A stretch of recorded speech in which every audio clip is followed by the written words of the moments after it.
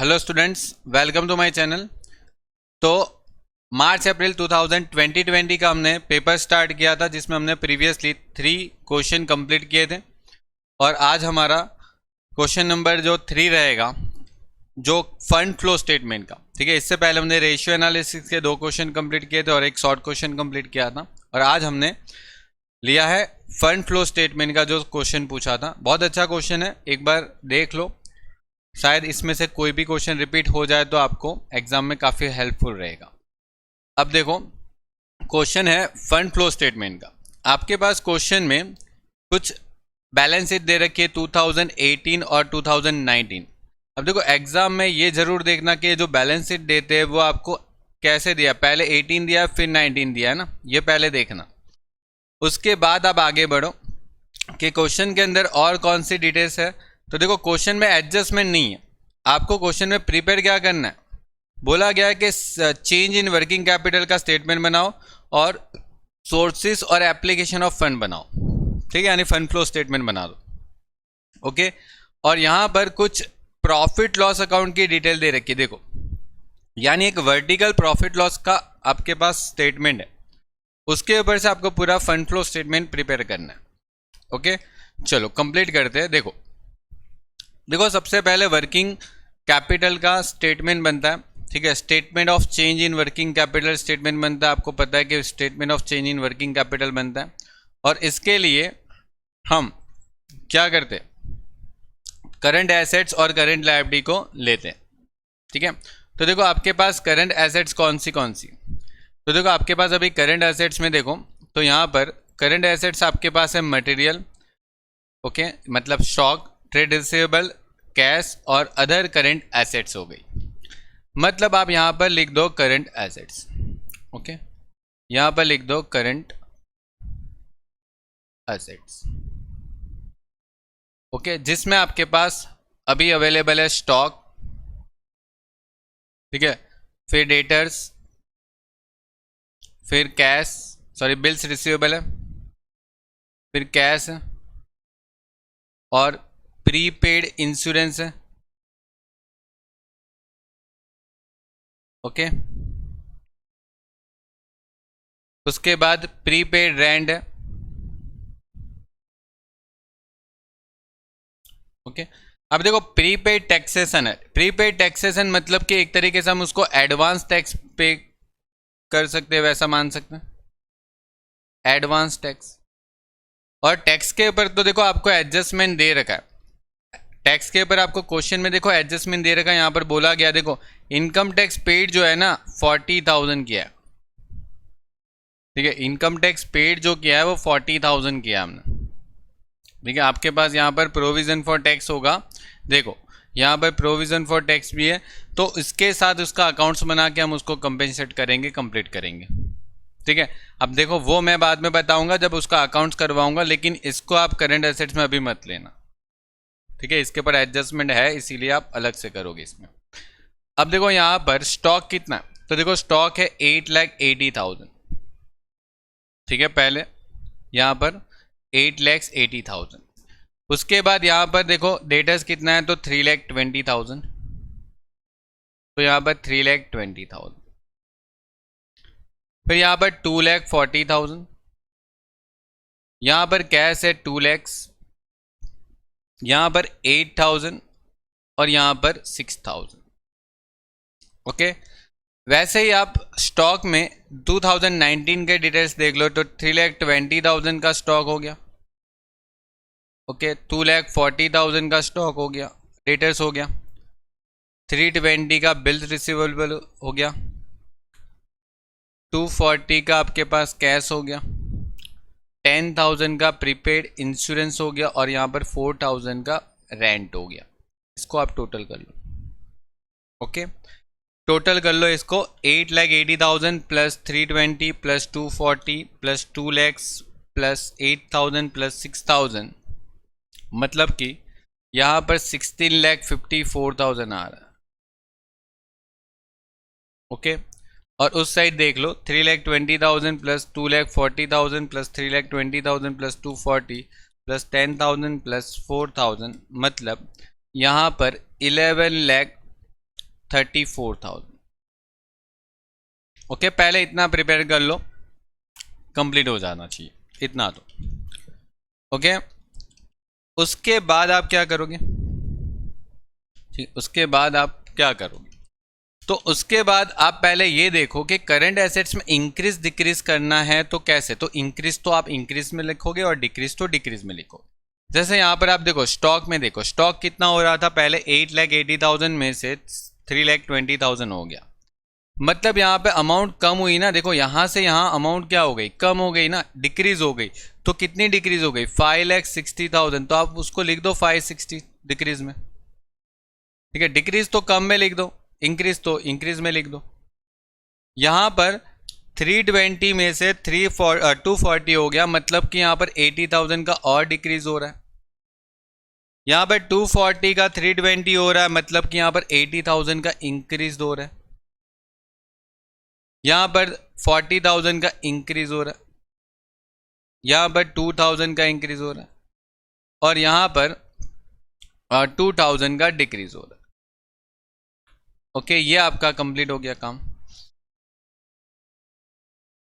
हो गया। अब यहां से current assets minus current liabilities क्या कर लेंगे? माइनस कर लेंगे।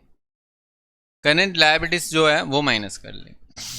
ओके, अब करंट लायबिलिटीज कितनी है देखो इस साइड। देखो करंट लायबिलिटीज में कौन सी लायबिलिटीज है आपके पास? एक तो ट्रेड लायबिलिटीज है, ओके, जहां पर आपके पास क्रेडिटर्स और बिल्स पेएबल है। ओके, फिर एक अदर लायबिलिटीज है जिसमें आउटस्टैंडिंग सैलरी है। ओके, प्रोविजन फॉर टैक्स का तो हम अलग से अकाउंट बना दें। तो करंट लायबिलिटीज में देखो आपके पास अभी के लिए अवेलेबल कौन कौन सी डिटेल्स है। तो देखो एक तो क्रेडिटर्स है, तो आप लिख लो यहां पर क्रेडिटर्स, जैसे 4 lakhs है और यहां पर कितना है? 4 lakhs ही है, मतलब नो इंक्रीज दो डिक्रीज, कुछ भी नहीं हुआ।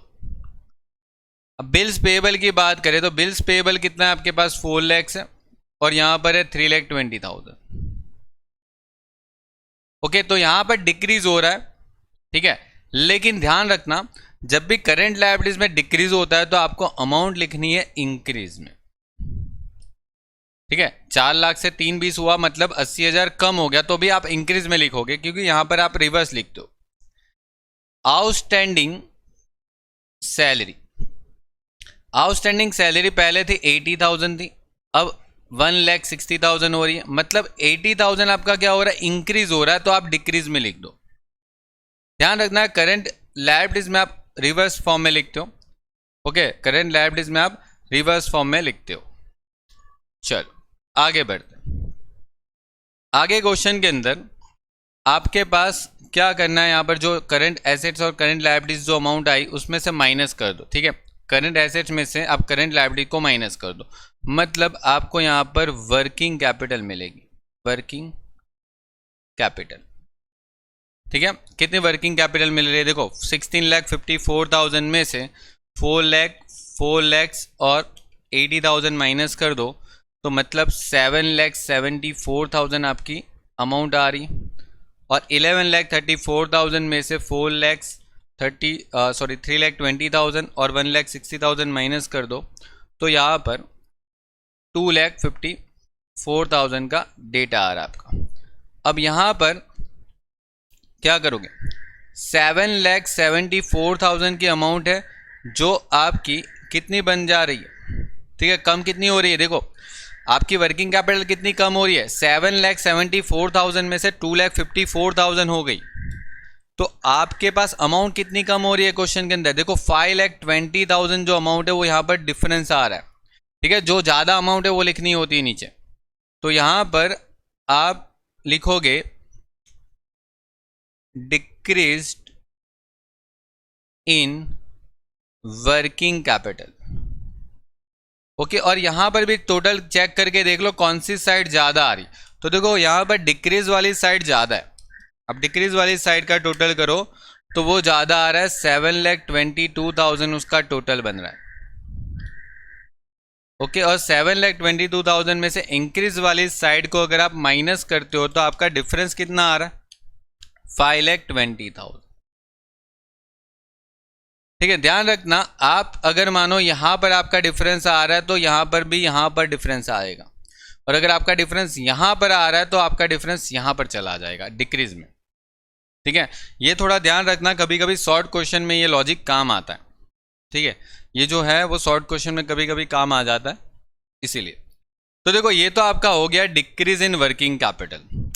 अब डिक्रीज इन वर्किंग कैपिटल का मतलब क्या हो जाता है, सोर्सेस ऑफ फंड या एप्लीकेशन ऑफ फंड। ठीक है, वर्किंग कैपिटल डिक्रीज होना मतलब कि सोर्सेस ऑफ फंड हो जाता है।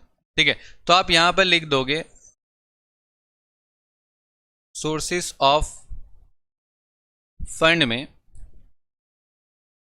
Decrease in working capital 5,20,000।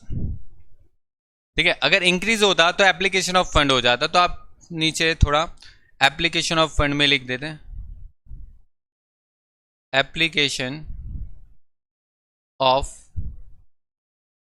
Fund.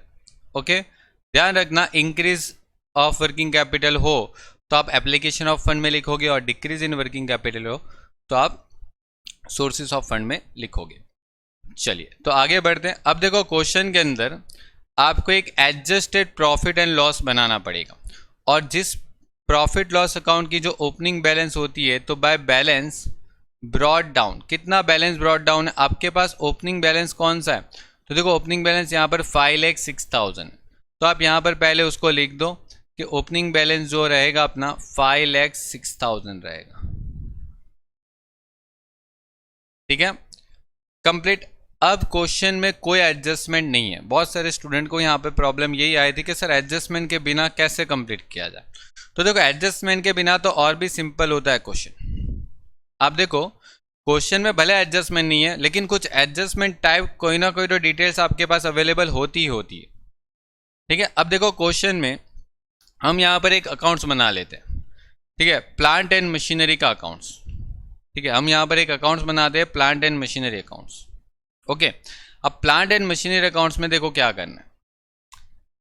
Question के अंदर प्लांट मशीनरी अकाउंट का बनाने की जरूरत क्यों पड़ी, बिकॉज क्वेश्चन में बोल के रखा था कि उसने यहां पर लॉस किया है। देखो, ये लाइन पढ़ो, ये वाली लाइन।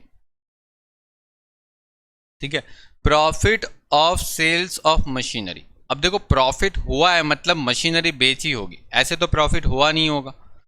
मतलब यहां पर प्रॉफिट हुआ 40,000 मशीनरी बेचने पे, मतलब यहां पर मशीन बेची कितने में। ठीक है, प्रॉफिट तो 40 हुआ, मशीनरी बेची तो होगी। तो देखो, उसके लिए आपको तभी पता चलेगा, पहले तो मशीनरी का अच्छे से अकाउंट बना लो। ठीक है, तो देखो, ये मैं यहां पर मशीनरी का अकाउंट बना लेता हूं, यहां पर लिख देता हूं to balance brought down. Machinery का अमाउंट यहां पर कितना दिख रहा है, 12 लाख, तो यहां पर आप 12 लाख लिख दो।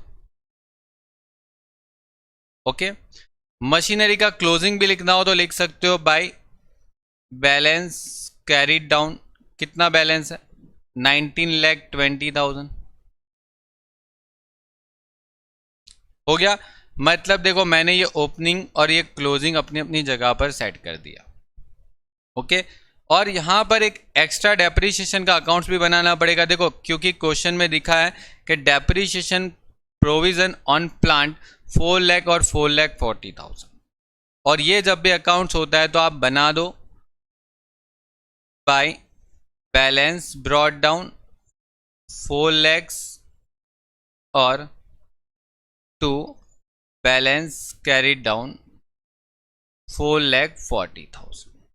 ठीक है, डेप्रीशिएशन का प्रोविजन का जो अकाउंट्स होगा वो इस तरीके से होगा, यहाँ पर क्रेडिट साइड उसकी बैलेंस आएगी और यहाँ पर डेबिट साइड उसकी क्लोजिंग बैलेंस आएगी।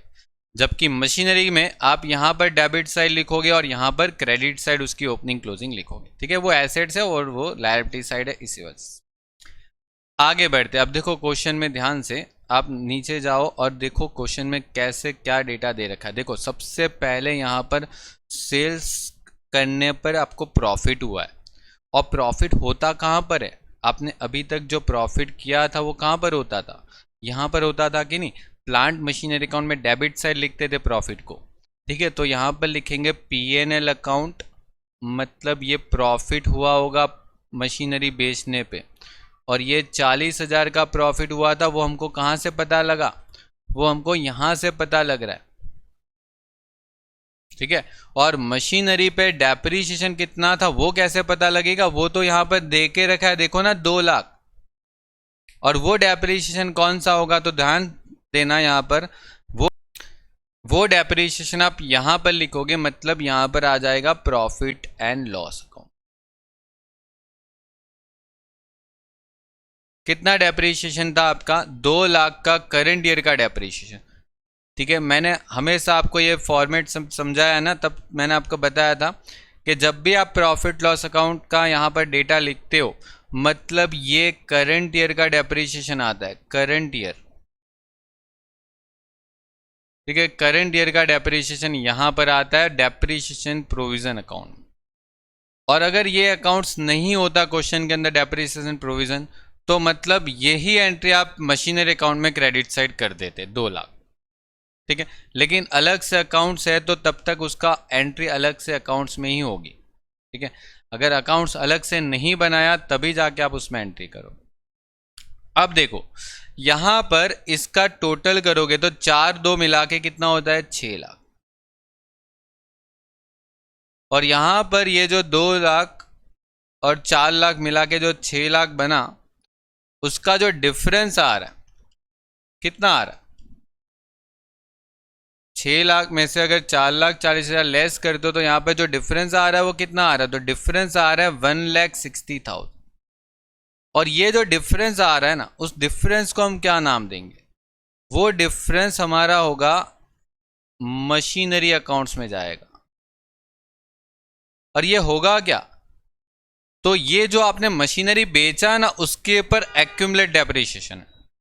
यानी ऐसा लिख सकता हूं, accumulate depreciation on sold machinery.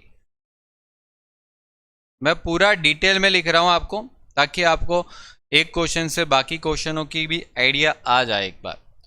तो accumulate depreciation on sold machine, जो हमने मशीन बेच दिया ना, उस मशीन का डेप्रिसिएशन ये रहा। और ये 1,60,000 आप यहां पर एंट्री कर दोगे, यहां पर लिख दोगे बाय डेप्रिसिएशन फंड अकाउंट या तो डेप्रिसिएशन प्रोविजन अकाउंट, ओके। अब देखो यहां पर एक कैलकुलेशन आपको बैठानी पड़ेगी। देखो कैसे, ध्यान देना, मैं यहां पर बताता हूं। देखो आपने जो मशीनरी बेचा उसकी कुछ वैल्यू तो रही होगी कि नहीं, ठीक है। ऐसे ही बेच दिया होगा, कुछ ना कुछ वैल्यू रही होगी ना, जो आपकी बुक्स में वैल्यू होगी या तो आपकी कॉस्ट वैल्यू होगी। तो देखो यहाँ पर क्वेश्चन में ना, यहाँ पर नीचे कुछ लिखा है, क्या लिखा? Cost price of machinery 2,40,000। मतलब जो मशीन आपने बेचा उसकी जो कॉस्ट थी वो 2,40,000 थी, ओके। अब ये जो मशीन बेचा था उसके ऊपर डेप्रिसिएशन अभी अभी हमने निकाला था 1,60,000 आया था कि नहीं, ठीक है। अभी तो हमने ऊपर निकाला था, जो मशीन बेच दिया उसका डेप्रिसिएशन 60,000। मतलब यहां पर 80,000 जो थी ना, वो उसकी क्या आई होगी? WDV आई होगी, ठीक है। ये चीज ध्यान रखना, WDV, जिसको रिटन डाउन वैल्यू भी बोलते हैं या तो उसको बुक वैल्यू भी बोलते हैं हम। ये बुक वैल्यू आ गई। अब इसको मैंने बेचा होगा कहीं ना कहीं, ठीक है। तो या तो प्रॉफिट पे बेचा होगा या तो लॉस पे, लेकिन क्वेश्चन में लिखा है ना प्रॉफिट पे बेचा। कितना प्रॉफिट है सर? 40,000। तो 40,000 के प्रॉफिट पे बेचा, मतलब मैं अगर इसमें 40,000 ऐड करूं तो मैंने बेचा था 1,20,000 में। That's it. ये 1,20,000 में बेचा था, मतलब कि मैं यहां पर जब भी क्रेडिट करूंगा, ठीक है, यहां पर बाय बैंक, तो 1,20,000 करूंगा। मैंने 1,20,000 पे बेचा था। कितने पे बेचा था? 1,20,000 पे, ओके। ये आपका कंप्लीट हुआ। अब यहां पर आप टोटल टैली करो, कितना हो रहा है? देखो 19,20,000 प्लस 1,20,000 प्लस 1,60,000, मतलब यहां पर टोटल 22 लाख होना चाहिए था। क्या 22 लाख हो रहा है क्या डेबिट साइड? नहीं हो रहा। देखो 22 लाख नहीं हो रहा है डेबिट साइड। मतलब देखो 12 लाख और 40,000 को माइनस करके देखो तो 9,60,000 का यहाँ पर डिफरेंस आ रहा है। ओके, तो यहाँ पर जो डिफरेंस आ रहा है वो जो है वो क्या होगा, वो अपना बैंक अकाउंट होगा।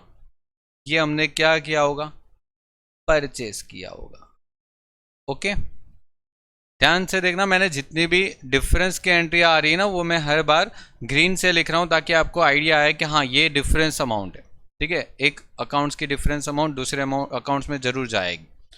ओके, चलिए, तो ये आपका हो गया कंप्लीट काम। अब इसकी एंट्री दूसरी तो जाएगी,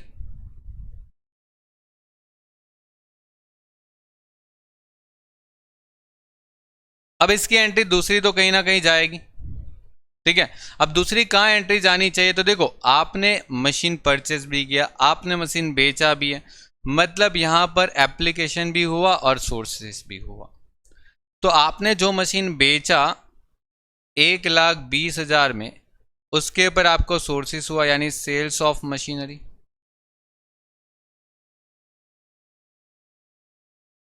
और आपने जो मशीन परचेस किया वो एप्लीकेशन हो गया परचेस ऑफ मशीनरी। हो गया, कितने का परचेस किया था, 9,60,000 का, कंप्लीट काम। ओके, उसके बाद अब देखो आपको यहां पर एक एडजस्टमेंट इनडायरेक्टली ऐसे दिया था जो हमने कंप्लीट कर लिया। अब बाकी के एडजस्टमेंट यहां पर उसने दे के रखे, देखो यहां पर डिविडेंड दिखा, कितना दिखा, 2,40,000। अब डिविडेंड पे किया होगा ना, तभी तो, वरना अगर पे नहीं किया होता तो फिर यहां पर लायबिलिटीज में दिखता क्या, कहीं पर भी देखो लायबिलिटी साइड तो हमने पूरी खत्म कर ली, 1 2 3, ये भी पूरा 1 2 3 ये पूरा कंप्लीट कर लिया। तो लायबिलिटी साइड कहीं पे डिविडेंड दिख ही नहीं रहा है, मतलब डिविडेंड पे किया होगा ना, तभी तो नहीं दिख रहा। तो 2,40,000 का जो डिविडेंड है वो आपने पे कर दिया होगा, यानी यहां पर लिखेंगे 2,40,000 डिविडेंड पेड। और डिविडेंड जब पे करते तो उसकी दूसरी एंट्री कहाँ जाती है, पीएनएल अकाउंट में, तो यहां पर जाती है पीएनएल अकाउंट के डेबिट साइड, एडजस्टेड पीएनएल के डिविडेंड पेड। कितना पे किया था, 2,40,000।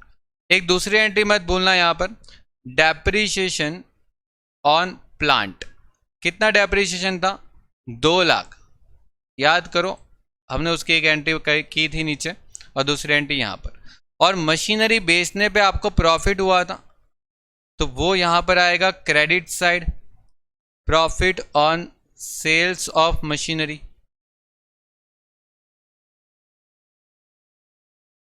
कितना प्रॉफिट हुआ था, 40,000। ठीक है, तो सबकी 2 2 एंट्री हो गई। ठीक है, मैंने नीचे आपको कैलकुलेशन करवाई है कि जहां पर मशीनरी बेचने पे 40,000 का प्रॉफिट हुआ उसकी एंट्री कर दी। ठीक है, मशीनरी पे जो आपने 2 लाख का जो डेप्रीशिएशन गिना था वो भी हो गया। हाँ, जो मशीन बेच दिया उसका डेप्रीशिएशन की एंट्री मत सोचना। ठीक है, क्योंकि जो मशीन आपने बेच दिया उसका डेप्रीशिएशन तो आपने कर लिया ना, एक तो यहां पर एंट्री आ गई और दूसरी एंट्री यहां पर आ गई, खत्म, 2 एंट्री हो गई। अब तीसरी एंट्री करने की कोई ज़रूरत नहीं होती, कंप्लीट हो गया। तो इतना काम आपका यहां पर कंप्लीट होता है। ओके, अब बढ़ते हैं आगे। अब देखो आगे क्या डेटा दे रखा है। अब आगे का यहां पर एक और डेटा है जहां पर आपके पास प्रोविजन फॉर टैक्स। ओके, अब देखो ये थोड़ा ध्यान से समझना, provision for tax, provision for tax का यहां पर डेटा दे रखा है बाय बैलेंस ब्रॉड डाउन। कितना बैलेंस था, 40,000। और यहां पर to balance carried down 44,000। Okay, और प्रीपेड टैक्सेशन जो है उसका देखो यहां पर लिख सकते हैं बैलेंस ब्रॉड डाउन 12,000 और यहां पर बाय बैलेंस कैरी डाउन 16,000। अब देखो यहां पर क्वेश्चन में एक जगह पर आपको बोल रखा है कि क्वेश्चन में टैक्स कितना पे किया। देखो यहां पर लिखा है क्वेश्चन में टैक्स कितना पे किया, 40,000 इनकम टैक्स पे किया है। कितना, 40,000 इनकम टैक्स उन लोगों ने पे कर दिया। तो क्या करेंगे इसका? 40,000 इनकम टैक्स पे कर रखा है क्वेश्चन, ठीक है। तो देखो इसका क्या करना है, ये जो 40,000 इनकम टैक्स पे किया है ना, उसमें पहले तो देखो ये पता लगाना पड़ेगा कि क्या ये इनकम टैक्स जो है वो कौन से साल का होगा। 40,000 का टैक्स पे कर रहे हो ना, उसमें से जो 16,000 का टैक्स है ना, वो तो आप नेक्स्ट ईयर के लिए एडवांस टैक्स जो पे कर रहे हो वो है, ठीक है। आपने टोटल 40,000 का टैक्स पे किया, उसमें से जो 16,000 का टैक्स है ना, वो नेक्स्ट ईयर के लिए आपने एडवांस में टैक्स पे किया था, वो था। मतलब 24,000 का जो टैक्स है वो आपका करंट ईयर का होगा। ओके, ये जो आपका टैक्स होगा वो करंट ईयर का रहेगा। तो आपको देखो सबसे पहले जब प्रोविजन फॉर टैक्स और प्रीपेड टैक्सेशन का दोनों पॉइंट आए ना, तो आपको क्या करना है, ये जो 12,000 दिख रहा है, ये 12,000, उसको पहले एक एंट्री पास करनी है कि बाई प्रोविजन फॉर टैक्स, यहां पर से यहां पर उसको क्रेडिट कर लो और फिर उसको यहां पर डेबिट कर दो to prepaid tax account. Okay, पहले इतना कर लो, क्योंकि इसका मतलब ये हो गया कि आपने 12,000 का तो एडवांस टैक्स पिछले साल पहले से ही पे कर दिया था, ठीक है। आपने ये जो 12,000 की अमाउंट थी वो तो आपने पहले ही पे कर दिया था, लास्ट ईयर आपने पहले से एडवांस में पे करके रखा था। और इस साल का टैक्स आपने कितना पे किया, 24,000। तो 24,000 अगर आपने इस साल का टैक्स पे किया है, मतलब यहां पर बैंक अकाउंट लिखोगे और बाकी का जो 16,000 का टैक्स था वो आप यहां पर लिखोगे टू बैंक अकाउंट, ठीक है। ये जो 16,000 का था, ओके, और ये आपका दोनों टैली हो जाएगा 28,000 और ये 28,000,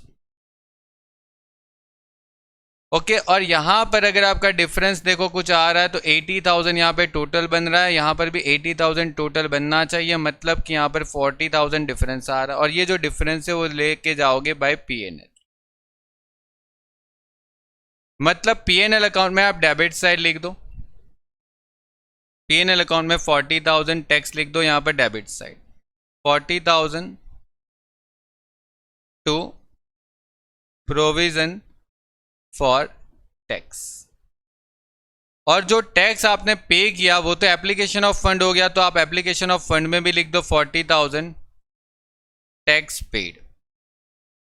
आपने 40,000 टैक्स पे किया था ना, जिसमें 16,000 एडवांस टैक्स हो गया और 24,000 आपका करेंट ईयर का टैक्स हो गया। ये दोनों आप अलग भी लिखना चाहो तो लिख सकते हो। कंप्लीट। अब बाकी का क्वेश्चन में क्या बचता है देखते हैं। देखो आपके पास यहाँ पर शेयर कैपिटल थी 12 लाख और यहाँ पर थी 14,80,000, मतलब 2,80,000 आपने नए शेयर इश्यू किए होंगे, ठीक है। मतलब यहाँ पर आपने नए शेयर कितने इश्यू किए होंगे, 2,80,000। तो आप यहाँ पर लिख दो 2,80,000 इश्यू ऑफ शेयर। अब देखो आप शेयर इश्यू करोगे तो आपके पास कैश आने वाला है ना, कैश रिसीव्ड होगा, तो कैश रिसीव्ड होगा मतलब कि सोर्सेस ऑफ फंड होगा, ओके। अब देखो आपके पास कोई भी डेटा बाकी है सॉल्व करने का, सब कंप्लीट हो गया, ठीक है। यहाँ पर एक क्लोजिंग एंट्री आप लगा सकते हो, देखो 5,46,000 की, तो यहाँ पर लिख दो टू बैलेंस कैरी डाउन 5,46,000। देखो इक्विटी एंड लायबिलिटी साइड सब कुछ हो गया अपना, ओके। अब एसेट साइड देख लो कुछ बाकी हो तो। आप देखो लैंड में 160 से 320 हो गई, लैंड 160 से 320 हो गई, कैसे हो गई, तो 1,60,000 लैंड में क्या हुआ, परचेस किया होगा, तभी तो लैंड बढ़ गई। तो 1,60,000 आपने लैंड परचेस की होगी तभी तो इंक्रीज हुई होगी, तो 1,60,000 यहाँ पे लिखोगे purchase of land, purchase of land, okay. Purchase किया होगा तभी तो वो इंक्रीज हुआ होगा। अब बाकी देखो कुछ रहता है, आपके पास स्टॉक था वो हो गया, डेटर्स था हो गया, रिसीवेबल हो गया, कैश ये भी कंप्लीट हो गया, ये भी कंप्लीट हो गया, और ये भी दोनों कंप्लीट हो गए। P&L में देख लो कुछ डिटेल्स बाकी रह जाती है तो नहीं, ये P&L में और कुछ करना भी नहीं होता आपको, बस कंप्लीट हो गया, इतना ही था डिटेल्स। अब आप सबसे पहले किसको क्लोज डाउन कर दो, एडजस्टेड प्रॉफिट लॉस अकाउंट को क्लोज डाउन कर लो। यहाँ पर कितना आ रहा है देखो, 2,40,000 प्लस 2 लाख प्लस 40,000 प्लस 5,46,000, मतलब यहाँ पर 10,26,000 आ रहा है। यहाँ पर भी 10,26,000, और फिर इसका डिफरेंस देख लो कितना आ रहा है, 5,06,000 माइनस 40,000, 4,80,000 यहाँ पर डिफरेंस आ रहा है। और ये जो 480 डिफरेंस आएगा उसको आप बोलोगे एडजस्टेड प्रॉफिट, एडजस्टेड प्रॉफिट। और ये जो एडजस्टेड प्रॉफिट है वो आप फंड फ्लो में लिख दो 4,80,000 सोर्सेस ऑफ फंड में, 4,80,000 एडजस्टेड प्रॉफिट। टोटल करो 480 प्लस 520 प्लस 120 प्लस 2,80,000, मतलब आपका यहाँ पर टोटल आ रहा है 14 lakhs। ओके, और एप्लीकेशन साइड देख लो 9,60,000, 2,40,000, 40,000 और प्लस 1,60,000, आपका यहाँ पर भी टोटल आ रहा है 14 lakhs। कंप्लीट। तो ये क्वेश्चन अच्छा था, एक बार प्रिपेयर कर लो, इसमें टैक्स एडवांस टैक्स का पॉइंट अच्छा